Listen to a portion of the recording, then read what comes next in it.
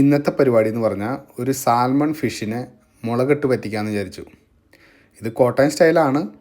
പക്ഷേ നമ്മൾക്കിവിടെ യൂറോപ്പിൽ കുറച്ച് ഇൻഗ്രീഡിയൻസ് കുറവാണ്. അതുകൊണ്ട് ഉള്ളത് വെച്ച് ഞങ്ങൾ ഈ കറി അങ്ങ് ഉണ്ടാക്കി. എന്തായാലും നമുക്കതൊന്ന് കണ്ടു നോക്കാം. നമ്മൾ കുറച്ച് ഇൻഗ്രീഡിയൻസ് മാത്രമേ ഇതിൽ ചേർക്കുന്നുള്ളൂ. നമ്മളെടുത്തിരിക്കുന്നത് കുറച്ച് ഇഞ്ചി, കുറച്ച് വെളുത്തുള്ളി, ഒരു കഷ്ണം മുളക്, കുറച്ച് ചെറിയുള്ളി, ഉലുവയും കടുകും എണ്ണയിൽ വറുത്തു. അതിനുശേഷം ഇൻഗ്രീഡിയൻസൊക്കെ ഇട്ട് എല്ലാം കൂടി അങ്ങോട്ട് മൂപ്പിച്ചു. അത് കഴിഞ്ഞ് നമ്മൾ ഒരുക്കി വെച്ചേർന്ന നമ്മുടെ മസാലക്കൂട്ട് അത് ചേർത്തു. അതുപോലെ തന്നെ നമ്മൾ ഇതിലേക്ക് പുളിയുടെ വെള്ളവും ചേർത്തു. അതിനുശേഷം ഇത് തിളയ്ക്കാൻ വെച്ചു. നന്നായിട്ട് തിള വന്നു കഴിഞ്ഞപ്പോൾ സാൽമണിൻ്റെ കഷ്ണങ്ങൾ നമ്മൾ അതിലേക്ക് ഇട്ടു.